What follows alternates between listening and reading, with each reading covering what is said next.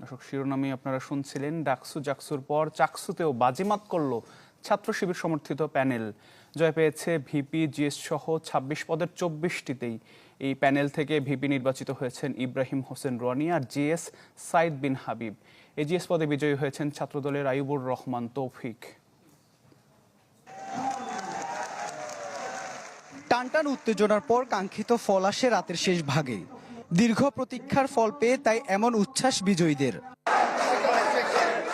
ফলাফলে স্পষ্ট ব্যবধানে এগিয়ে থেকে চাকসুর সপ্তম ভিপি নির্বাচিত হন ছাত্র শিবির সমর্থিত সম্প্রীতির শিক্ষার্থী জোটের প্রার্থী ইব্রাহিম হোসেন রনি।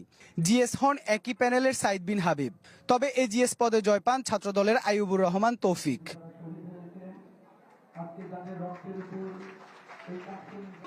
এছাড়া ২৬ পদের মধ্যে শিবির পায় ২৪টি, ছাত্রদল পায় 1টি, বিনির্মাণ প্যানেল পায় 1টি।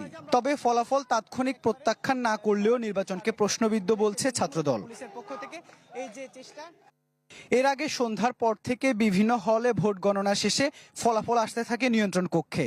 তবে তা ঘোষণা করা হয় কয়েক দফা যাচাইয়ের পর। এইসব প্রক্রিয়ার কারণে 15টি হল ও হোস্টেলের ফল ঘোষণায় রাত পেরিয়ে যায়।